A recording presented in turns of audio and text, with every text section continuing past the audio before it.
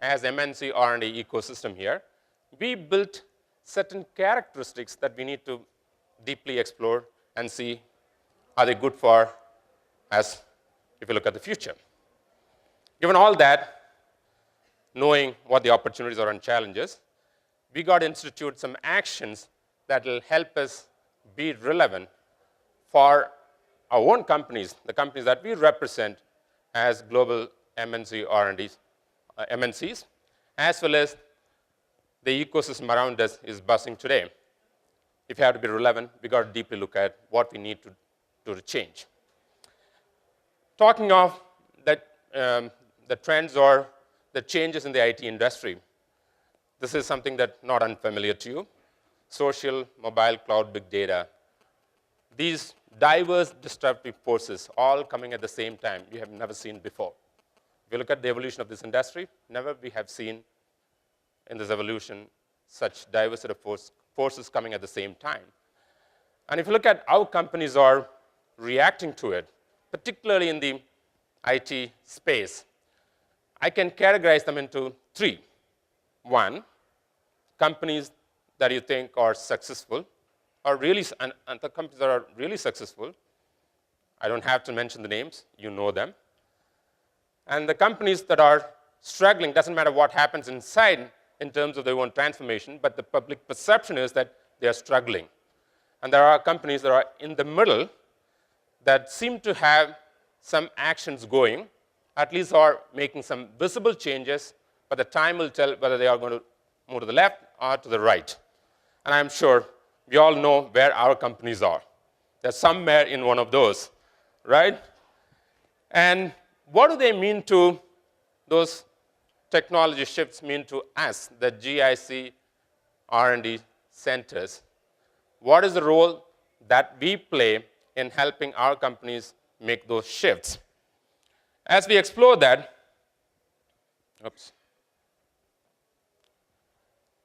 let's talk about the sentiments that we see around us right here in the ecosystem.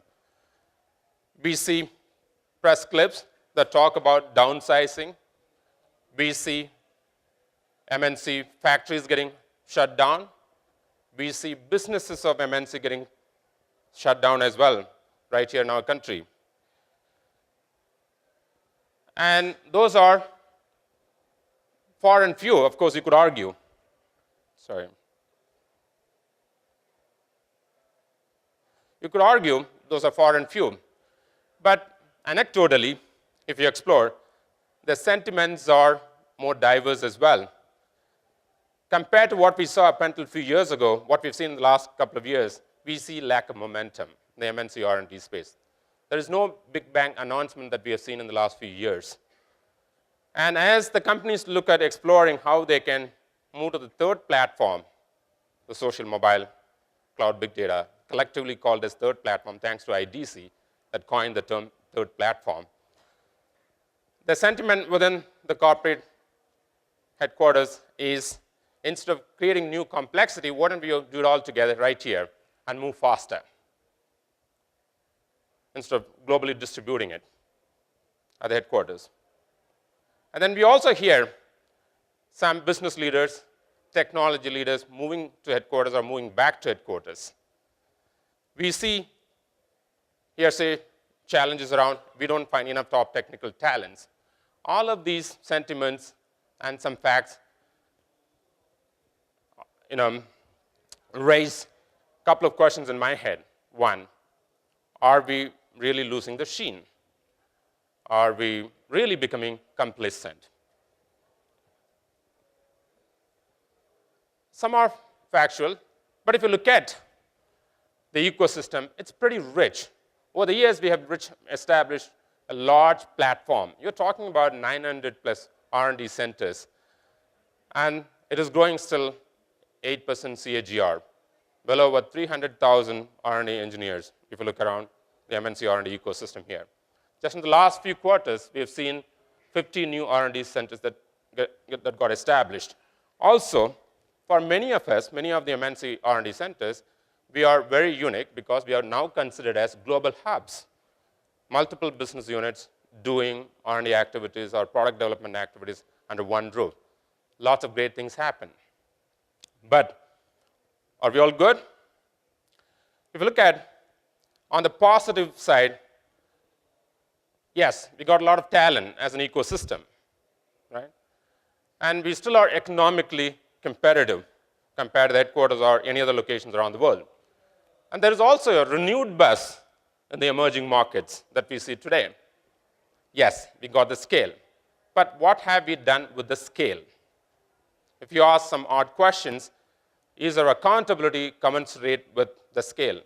Is our leadership that we demonstrate and exhibit here, does it commensurate with the scale?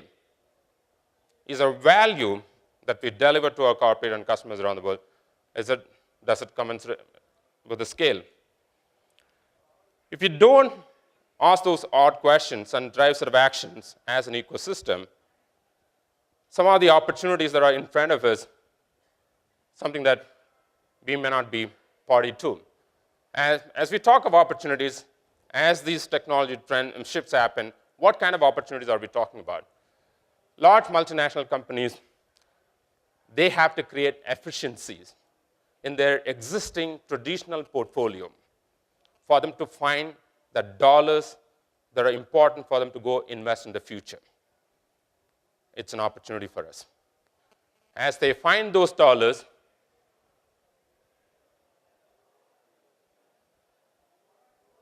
as they look at new skills around cloud, big data, where do they find those skills? There is a huge shortage of skills in the marketplace. Are we ready? Are we working proactively as an ecosystem? Do we have the leadership in place for us to work on those? Do we have the entrepreneurial abilities within our houses to go after helping companies create those efficiencies and also build capabilities that they can invest in the future? That will help the companies invest in the future. And if you ask those questions, we do see a gap. There is an imbalance between scale and value. It's not all bad. I don't know what's happening. Sorry about that. There are enough examples around us. There is no recipe readily available for us. There is no formula, but there are enough examples. If you look around, there are, from the brands that I listed here, as well as others, there are examples of global products that are conceived, developed, won from this ecosystem. There are P&Ls being won from this ecosystem. There are new innovations to help the company grow in new markets. In our own company, we ask ourselves this hard question. Are our leaders, business unit leaders, are they site leaders? Are they real business leaders? We push them hard to get out, connect with customers. We push them hard to become more entrepreneurial and drive to develop them to be global leaders. And also, we drive a lot of initiatives to come up with market-oriented innovation and our company to grow in new markets and be relevant as a big brand in those markets in the future. And if you look at the ecosystem, those examples are sporadic. We got to make them mainstream. We got to make them more common for the ecosystem. So how do you make that happen? My call to action to us, to the ecosystem, to begin with, the reality is that the headquarters or the business units in the headquarters will always look to retain the control. But doesn't mean that we have to give up.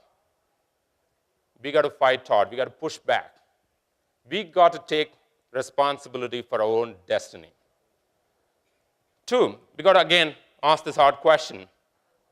Are we delivering the value proportionate to the scale that we have? This is something that nobody is going to advise us. Something that how do you do that? We got to benchmark ourselves all the time. When we talk of benchmarking, we always resort to another team within or another location within our own company. We got to stop that. We got to look outside.